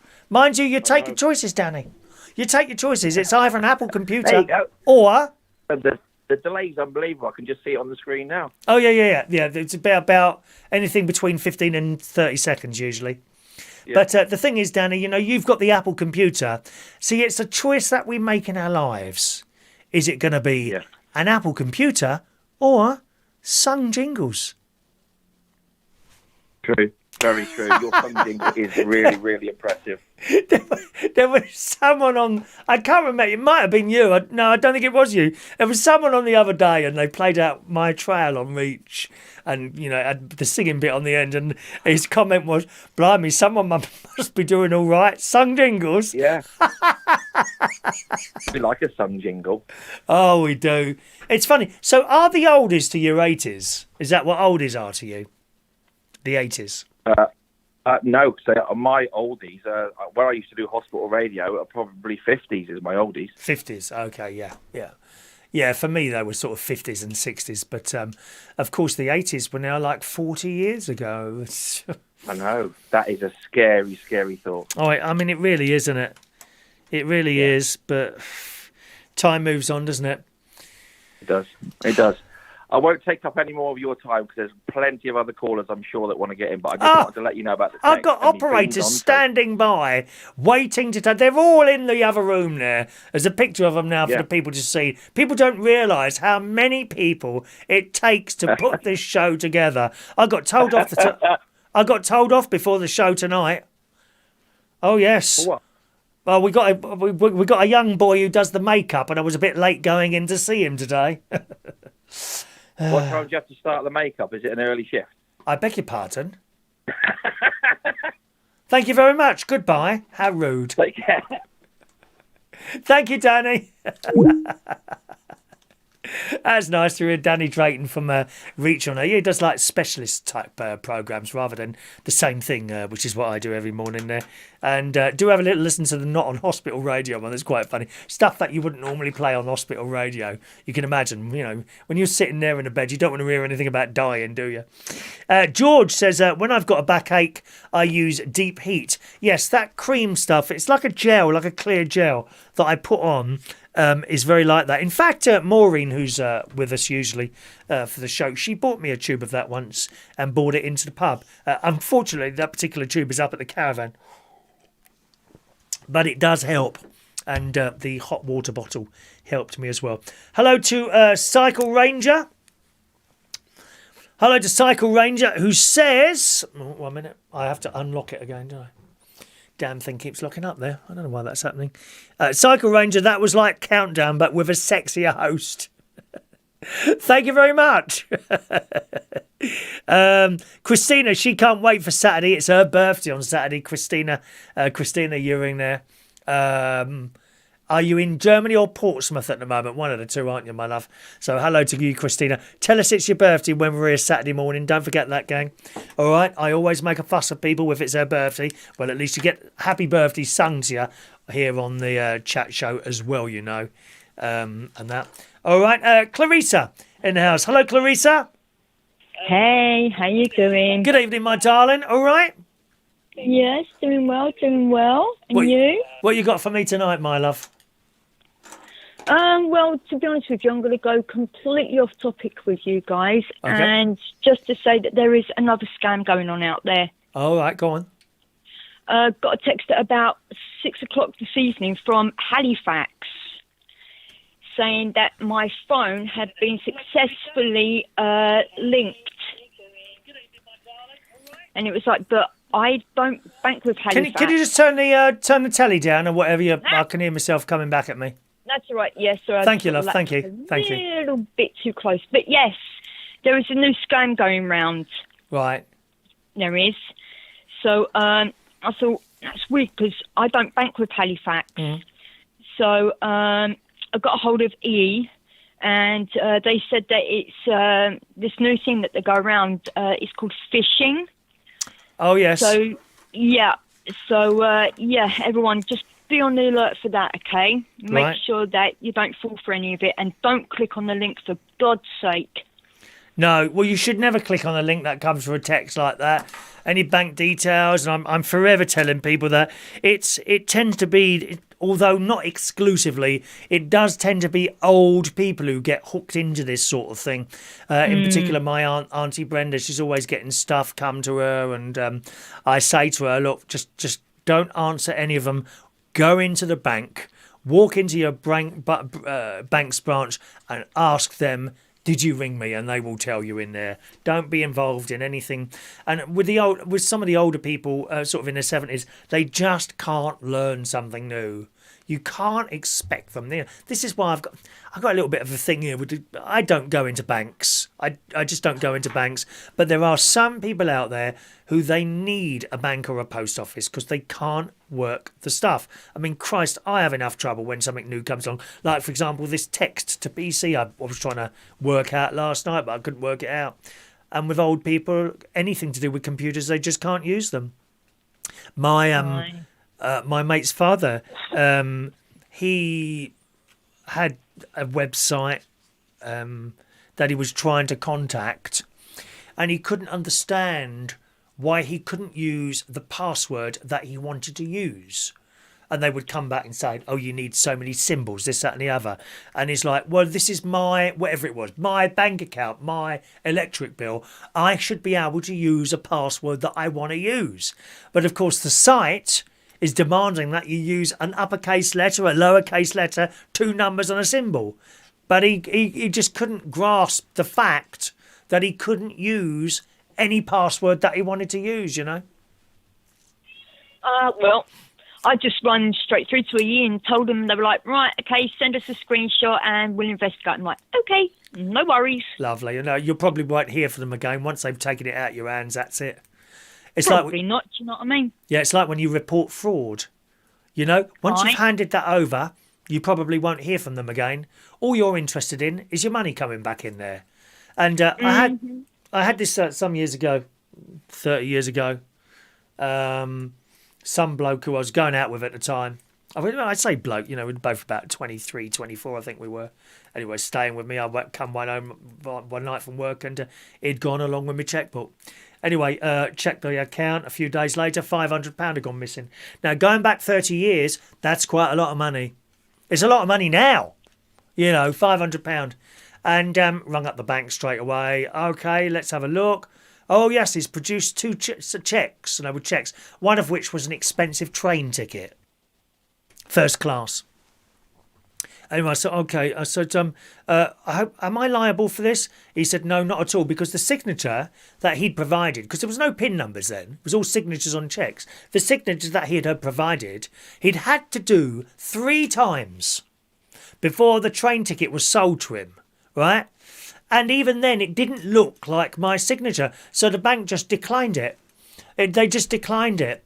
But of course, that would have cost the train company money anyway. So I gave them the information I knew, and that was it. End of. My money was put back. All the money was put back. It was at the time the National Jara Bank. I don't think that exists now. And they put all the money back, and that was it. Never heard from them again. That was it. Years later, I was DJing someone, and guess who walked into the pub? This bloke. And he looked a mess. He looked a mess. And he said, all right, Chris. I didn't recognise him. I said, all right. You don't remember me, do you? And I'm like, no. Okay, he said, I went out with you 12 years ago. I said, and I stole from you. Right. Are you so-and-so? He says, yes. Before you say anything, I just want to apologise for what I did. Okay, he said, you know what happened, don't you? I said, no. He said, don't you? I said, no. He said, did you get the money back? I said, yes. He said, and then they didn't contact you again? No. They caught him and he went to prison. Oh. He went to prison and he did not look well at all, to be honest. And that was it. So I think once you've handed Ford over, once you've got your money back, that's it. It's none of your business after that. It is fraud. It is very serious. And the police and the banks and them people, important people, take control of it. And that's it. End of. Yeah, Sure. So that happened to me. So you must be very, very careful about these text scams. It's so much more complicated now. It really is. And It just become more inventive every day. it really does. And these banks have a real job getting ahead of someone. I know whenever I do whenever I use my credit card now, whenever I use it, and literally, it's so quick. It amazes me how it's so quick, right? You touch your credit, I've got the phone, the touching on the phone. You touch the phone on the keypad on whatever shop you're in, and within 3 seconds a message comes up. You have just made a payment of so-and-so on your Barclay card, credit card to Audi. It's so quick. And therefore, of course, if you get a message up and it's from someone else, oh, well, I haven't just made a payment, and you immediately ring up and stop it, don't you? That's very good. What makes me laugh is that I can make buy something, and I go on my online banking, and it comes up 2-3 days later. And I'm like, what did I just buy? Yeah. And I have to go through everything thinking, did I buy that? Is this on your your statement? Yeah, because I do online banking. Oh, right. But even with the online banking, I can't log into my bank now directly. I have to put in the details, put in a password, put some numbers in, and then I have to wait for a text, which then gives me a code, which I then have to put onto the computer, and then it lets me in. Yeah, Oh my you have God, to wait. that is such a long way round. It is a long way round, but I'd rather that. You need to switch to Lloyd's. Eh? Switch to Lloyd's, No, darling. I'd rather that. It makes me safer because no one can log in unless they've received the text that I get on my phone. See? They may have guessed all these. I don't know how they do it, but they seem to be able to find people's numbers and passwords and things like that. But one thing I don't think they can do is then put in the text that I've got on my phone, because it's only going to come on my phone, not on any other phone.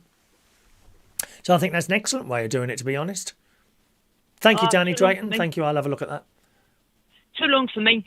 Way too long for me. I just want to go bop, bop, bop and that. But then again, I'm a bit of a div at times because I just sit there you're not a dib, darling. You're it's wonderful. yes, okay. So, what is your password? And we want the 3rd, the 7th, and the 8th. And I'm there on my hands going, I'm counting my fingers going, is that right? And I think, oh, no, hang on a minute. I put a number in that one. It's not a letter. You are not a dib, darling. You're a character. And I love characters, as you well know. I don't like bland. I'm actually seriously thinking about joining Reach. Well, do it then. You got gear, haven't you? I don't know if I've got the right gear, though. I need to talk to you and Danny about it, big time. You got 'Cause music? I don't know what kind of setup I have and everything, but all I do is run everything off my laptop. I think and there you've got all these snazzy stuff and but you don't all know. these bubbles on the wall and stuff, and I'm like, do I have to do that? No, you don't. Because if you're just starting it, the last thing you should ever do if you're starting something is go and spend a load of money on stuff that you might only use for 1 month and then think this is not for me. I believe all you need is a laptop, but you'll have to ask someone else. I don't know how they do that. There are people on Reach who simply just have a laptop, and I think they even use the microphone on the laptop. There's a forum on there, so join the forum and perhaps say, all I've got is a laptop. Can I do it like this? And someone will see that and come back to you. Probably Bertie Stevens. He's like one of the main. He was a lovely chap, and he will help you there. It can be a bit frustrating trying to get things working. I will say that if you don't know what you're doing. But because I've got this set up, I don't know how you would do it off a laptop. That being said, I should learn that really, because if I ever wanted to go somewhere else and do it, you know what I mean? Yeah. What sort of music would you play? Would it be like What? dark music you would play, like darky, sort of dark? No. Was actually thinking of just bringing the after show review to it, like musicals and shows and probably some concerts and interviews and stuff. You know, a bit like what it was on the matinee show. Oh, okay. So, do you have another microphone? Do you have a microphone at all, or what? No, I don't. I just use what I've got on my laptop at the moment, but they're cheap enough to get off Amazon. I mean, I got my fella one. I did not all that long ago because he's now got his own band and everything, and he's been recording songs and that. So, you know, I might promote him on that. Well, I would have a word. I would have a word with someone like James. He's probably got James in quite a while, to be honest. No, neither have I really. We kind of lost contact, to be honest. Yeah, I know. I mean, I know that they bought him and John bought back the matinee show. Oh, did they on Tameside Radio? Was it? Yeah, it went live yesterday. Okay. It did that, so I'm like, oh, okay, fair enough. But no, I ain't spoken to him in a little while, so you know. But you know a lot of people. You know a lot of people up there. There's got to be someone who's got a microphone. I mean, as I say, you know, they're cheap enough of Amazon. They are, yeah, but you don't want to buy like the £3 job, you know, that plastic one that comes free with computers. You want something a bit better. No. That being said, that would do to start you off, really. Don't have to be I mean, the microphone that I got my fella, you know, as I said, you know, he's recording his album and everything and that with his band and stuff, and I got him a nice microphone that was only about £23. And it's a good one as well. And he was over the moon. He was like, "Oh my God, I had this when I first started out." And he goes, "He was so excited about having the same one again." I was like, "Oh." So I might just get one of those, to be honest with you. Yeah, just with those. Make sure you get nice and close to it, otherwise you'll get echo in the room.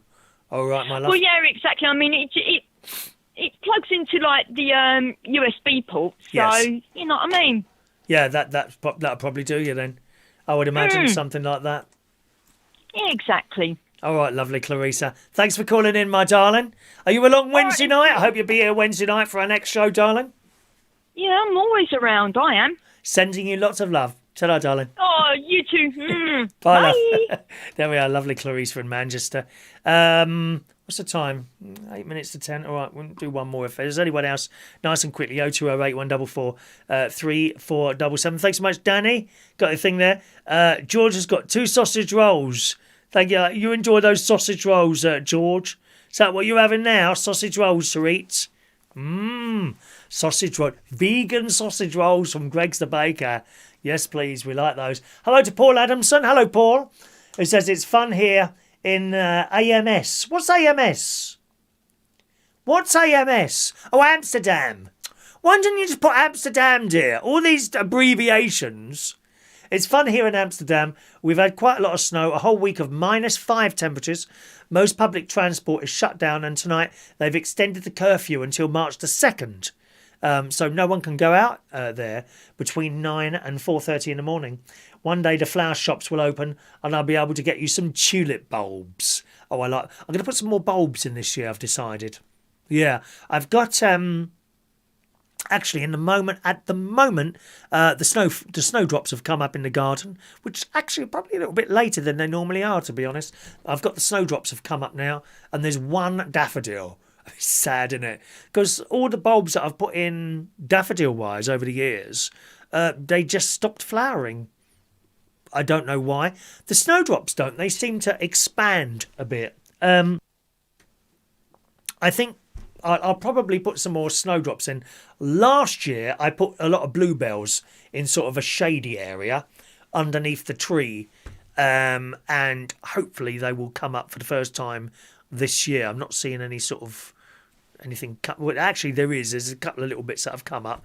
So hopefully I'll have some nice bluebells and that. But yeah, I like flowers, as you know. Actually, I've got to look for flowers. My sister...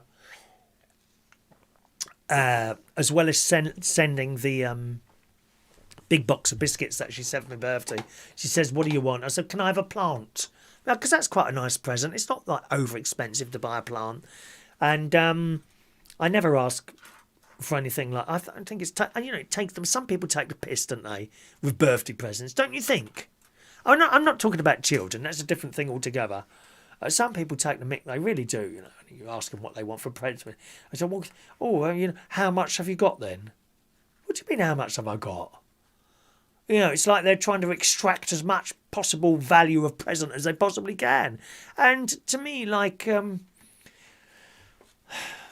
birthday or Christmas is not about that. It really isn't. So I've started asking for plants. I think it's a nice present. And you would think you could type into the Google and you get these various different garden centres come up, and they all got search boxes, right? And you type in semi-shade, plants for semi-shade, and all you get is a list of plants that have got the word shade in there. And it's really difficult to find. Really difficult to find plants that would go in sort of a west-facing garden. You know what I mean? Try it yourself. Plants for semi-shade. It's not easy. You would think that would be an easy thing to find, wouldn't you? And you'd have a list for plants in full sun, plants in shade, plants in semi-shade, or east-facing or west-facing. My rear garden is west-facing, so I only get the sun for sort of 3 hours. So that's in the summer. 3.5 hours maximum, really. So I don't get... it's very green, but I just don't get many flowers. And I think what I've done is put the wrong sort of flowers there. You know? Even I've got 4 camellias in the garden, and I might get 2 or 3 flowers on them, and that's it. Up at the caravan, my caravan is direct south facing, and there's nothing in front of it. It's just fields. And the plants there in pots, they do really well. The only thing is there, of course, is because the sun's on it all day, they dry out very quickly. So if I'm not up there for a few days at a time, and then stuff started dying and things like that, you know. Anyone else want to call before we close the phone lines? 0208 144 3477. Going back to the weather story here, Storm Darcy, the beast from the east, it's brought howling blizzards from Russia to the UK. I did notice last night it was extremely windy outside, and now and again you hear a knock on the top of the roof where another small branch or something has dropped down to it.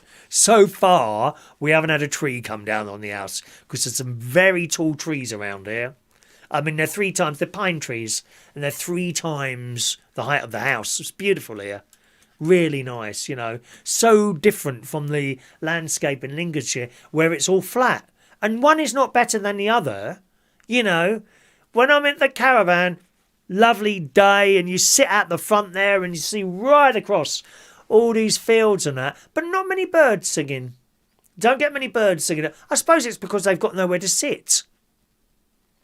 Whereas round here, I'm surrounded by these beautiful pine trees, and in the morning, dawn chorus is very loud here. And if I have been woken up by it before, not a problem really, because it's quite nice. You've got your eyes closed and you're just listening to the little birds tweeting away. And sometimes if it's warm enough, I'll open the window, you know, and listen to them, and it sends you off to sleep again. But yes, we're going to get some more heavy snow. I know some of you have got it already, and thanks very much for your pictures there. But we might have some more tomorrow or tonight. Tonight, it looks like it might get here. We have had a tiny little sprinkling today. That's it, really. Not much to write home to at all. But, yeah, maybe it will come again. All right. What else? Oh, nearly 10 o'clock. Look at the time. I think we might disappear here. Yeah, I think we're going to disappear here. Oh, talking of snow, can you just imagine, like... one of those avalanches coming. Anyone been skiing? Any of you ever been skiing before? Well, I've tried it a couple of times. Not really for me. I couldn't do it at the end of the day. Couldn't really do it. But I had no interest in it. But that's where you get avalanches on those mountains and that with these snow, and suddenly the snow just starts moving and tumbling down towards people. And many people have died in avalanches. When I was doing the DJing jobs at some of the Club Med resorts over 10 years ago now, during the day you'd hear these bangs going off, and they literally, if they think there's an area where there could be an avalanche, they literally blow the snow up. Some sort of explosives they put around, and they blow the... It says here there's a person out my front. Let's see who that is. Keep an eye on my cameras downstairs, my darling. Is it my lovely neighbour? Oh, they're having something delivered. Look at that. So what sort of time is this for a delivery? 10 o'clock at night? Do the delivery people work late? Do they? I think they do, don't they? Anyway, they literally blow up the avalanches so that they don't come tumbling down and kill people. There's a story in the Star today. An outdoor pursuits enthusiast has shared terrifying footage of the moment he and some friends were caught in an avalanche while skiing and snowmobiling. So, I mean, if the thing doesn't kill you when it's coming down, you get buried alive. You get buried alive and you can't get out of it. What a dreadful way to go. He's an outdoors fan. Bloke's called Miles Penrose. He'd been enjoying perfect powder snow. I don't know what that... Well, okay, well, yeah. In the south of Wyoming. I think that's in the States, isn't it? The thrill seeker was with friends as they skied around, while others enjoyed racing around. However, the happy afternoon of snow sports turned to terror as a giant wall of snow came tumbling down the mountain towards the group.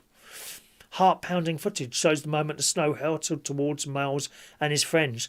Then they tried to scoot off, but within seconds, the camera blacks out as the avalanche hits. They managed to escape alive, but one of his friends is completely submerged by the snow. Wow. I mean, frightening, isn't it, really? And there's an actual picture of him here, look. Sticking his little head out the snow there. Look at this. Oh, sorry, hang on. Wrong thing on there. There we go. Okay. There you go. There he is, poking his head out the snow there. Awful, isn't it? Frightening, really. Weird City says, thanks for the show tonight. Thank you very much. He loves the new ending credits. That's the winter ones. You'll see those come up in a minute, my love. Fran has now got crocuses. Oh, lovely. Crocuses poking their leaves out now.